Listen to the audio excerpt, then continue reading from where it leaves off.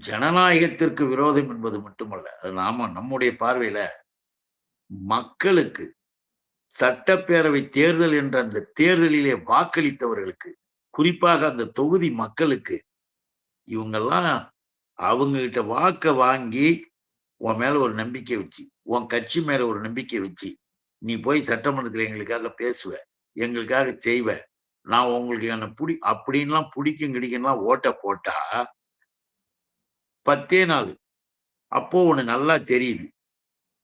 இது சுயமாக 200 காரணங்கள் என்பதெல்லாம் ஒருபுறம் இருக்க, இது யாருடைய அடிப்படையில் நடந்தது என்பது மட்டுமல்ல. இது தனியாக சுயநல நோக்கமும், பொருளாதார ரீதியான செயல் நிலைகளும் இதுல இருக்கும் என்பது எல்லாருக்கும் ஐயம் ஏற்படும். ஏற்படத்தானே செய்யும். எப்ப இப்பதான் வந்து 10 நாள்ல ஒரு எம்.எல்.ஏ ஆயிட்டு, எம்.எல்.ஏ வேலையே செய்யாம அப்படியே எம்.எல்.ஏ விட்டு அப்படியே பெரிய தியாக சீலர்களா? அப்படியே ஜனநாயகத்தையும், இந்தியாவையும் காப்பாற்றக்கூடியவர்களா அந்த 3, 4 பேரும்? அப்படியே பண்பாட்டு மிக்கவர்களா? ஒண்ணுமே கிடையாது. எம்.எல்.ஏன்னா என்னன்னு கூட தெரியாதவர்கள்.